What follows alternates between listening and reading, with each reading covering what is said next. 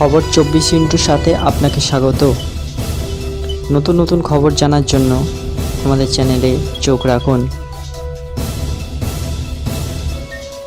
নমস্কার দর্শক বন্ধুরা, স্বাগত আমাদের এই চ্যানেলে। সুরক্ষিত নন পুলিশ কর্মীরাও। একটি সন্দেহজনক গাড়িকে আটক করতে গিয়ে বিপদের মুখে রাজ্য পুলিশের কর্মীরা। পুলিশকে লক্ষ্য করে চলল গুলি। চাঞ্চল্যকর ঘটনাটি ঘটেছে জলপাইগুড়িতে। কোনো রকমের প্রাণ রক্ষা হয়েছে পুলিশ কর্মীদের। গোটা ঘটনায় আতঙ্কিত এলাকার বাসিন্দারা। অতীতে কবে এই ধরনের ঘটনা ঘটেছে তা কার্যত মনে করতে পারছেন না তারা। জানা গিয়েছে বুধবার গভীর রাতে জলপাইগুড়ির দিন বাঁচার এলাকার নাকা চেকিং করছিলেন জলপাইগুড়ির পুলিশ কর্মীরা। সেই সময় একটি গাড়িকে দেখে সন্দেহ হয় তাদের। আটক করতে যান তারা। পুলিশ সূত্রে খবর, গাড়ির ভেতরে থাকা ব্যক্তিদের জিজ্ঞাসাবাদ করতে যেতেই সেটি নিয়ে পালানোর চেষ্টা করেন তারা।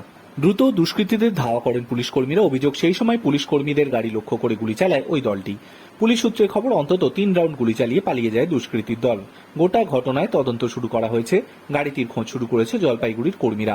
এলাকার সিসিটিভি ফুটেজ খতিয়ে দেখে গাড়িটি খোঁজ করা শুরু করেছেন তারা। গোটা ঘটনাটি স্বীকার করে নিয়েছে পুলিশের এক পদস্থ আধিকারিক।